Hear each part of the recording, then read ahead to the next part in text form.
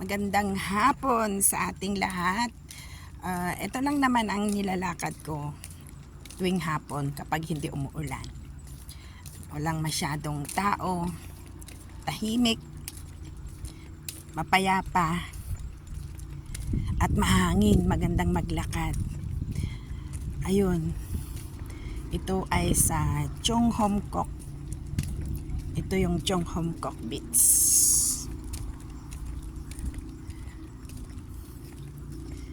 Maraming naglalakad dito na may mga edad na. At minsan meron din mga teenagers naglalakad, exercise. Maganda dito. Kaya kahit busy ako kuminsan, I make time na makapaglakad dito kasi magandang exercise. Maganda ang tanawin. Parang nasa Pilipinas lang. Kabundukan. Maraming kahoy. Ay, konti lang pala kasi nakakalbo na rin ang bundok dito. Katulad nito, mayroon kang madadaanan minsan, makikita na mga mag-asawa na sweet pa rin. Pipicture din kasi maganda ang view dito. Chong Hom Kok Beach. Tapos makikita mo doon sa malapit na sa Stanley, papunta ng Stanley. At yung view doon, yung Ocean Park.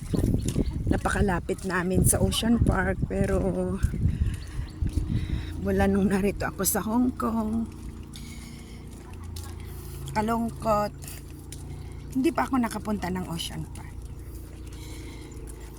Hintayin ko na siguro mag-birthday ako at makapunta ng Ocean Park para libre. Kasi mahal ang bayad kapag ordinary days. Kaya hintayin ko siguro sa darating na birthday ko. Ayun, makita nyo, konti lang din ang dumadaan dito na sasakyan. Bihira lang. At ito ay madalas one way lang. Masikip ang daan.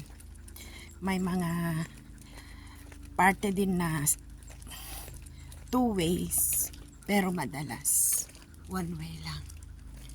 Ito yung mga bato, kabatuhan, may mga tubig katatapos ng ulan. Maraming mga parang falls. Wala na ngayon, tuyo na kasi ilang araw na rin na walang ulan. At medyo mag-aalas 6 na ng hapon, pero medyo mainit pa dahil walang ulan, mga ilang araw na. Ayun, tahimik ang paligid. Dati ang daming naglalakad dito ng mga aso. Siguro nasa bakasyon pa ang mga amo. Katulad ng amo ko, bukas pa darating. Kaya bagaman day off bukas, kailangan kong maagang uuwi para naman pagdating nila, nasa bahay na ako.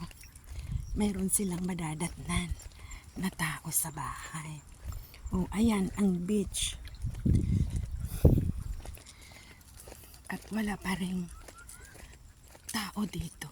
Ang maririnig mo lang madalas, huni ng ibon.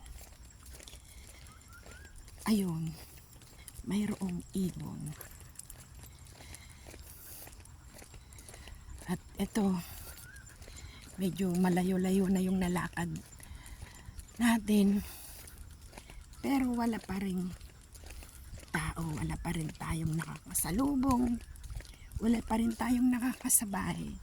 Kaya magandang maglakad dito, makapagmuni-muni, ayun, makapag-isip-isip, makapag-unwind.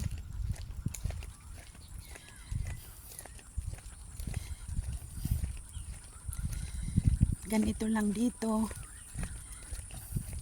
napakatahimik at mahangin na. Presko ang hangin kasi malayo sa city. Parang nasa probinsya lang. O ayun, meron tayong makakasalubong na nag-e-exercise. Ayan, merong sasakyan. Pero wag natin kukunin yung nag-e-exercise, tumatakbo kasi.